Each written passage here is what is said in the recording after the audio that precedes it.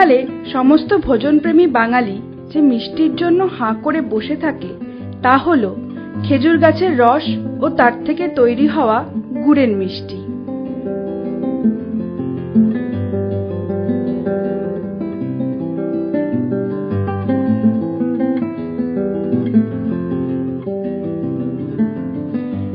যারা খেজুরের গাছ থেকে রস সংগ্রহ করে তাদের পরিচয় শিউলি।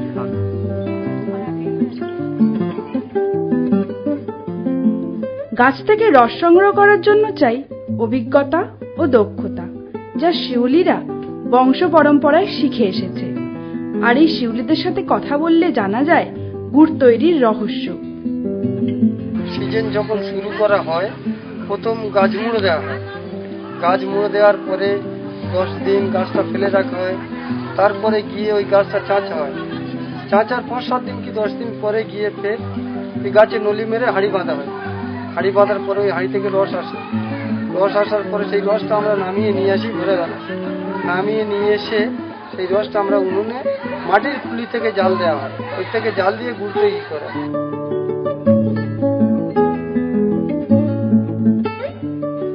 এই খেজুর রসের রূপে, গুণে, বর্ণে, গন্ধে ও স্বাদে গোটা বিশ্বে কোনো তুলনা নেই।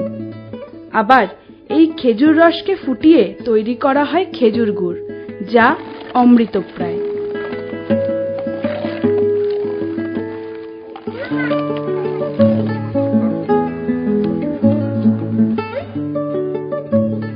এই গ্রাম বাংলার মানুষরাই মাথার ঘাম পায়ে ফেলে গুড় ও মোয়ার মতন নানা প্রকার মিষ্টি শহরের আধুনিক শ্রেণীর মানুষের কাছে পৌঁছে দেয়। কিন্তু তারা কি পায় তাদের ন্যায্য মূল্য, নাকি চিরকালের মতো আজও তারা বঞ্চিত? আমরা পাইকারি দোকানে, কলকাতার দোকানে সব দিই 120 টাকা কেজি। দোকানদাররা এবার বিক্রি করে তাদের প্রসেস, তাদের লাভ রেখে তারা 150-200 টাকা কেজি বিক্রি করে। আমাদের লাভ থাকে মানে কি, আমাদের এই যে 3 মাস ব্যবসা করি 3 মাস সংসারটা চলে যায়। বাকি বছর আমরা অন্য বিভিন্ন রকম কাজকর্ম করি। কলকাতা রিক্সা চালাই, সেলাইয়ের কাজ করি, মাঠে জুন খাটি। বর্তমানে আরব, শ্রীলঙ্কা, তানজানিয়া ও কেনিয়া নলেন গুড়ের সবচেয়ে বড় ক্রেতা। খেজুরের রসই হোক আর খেজুর গাছের রস যুগ যুগ ধরে মানব সভ্যতার সঙ্গী হয়ে আছে। ফিনিক্স পাখি যেমন নিজের ধ্বংসস্তূপ থেকে মাথাচাড়া দিয়ে ওঠে, সেই রকম খেজুরের বীজও যুগ যুগ ধরে মাটির তলায় চাপা পড়ে আবার ফিরে আসে। তাই তো খেজুরের জেনেরিক নাম ফিনিক্স।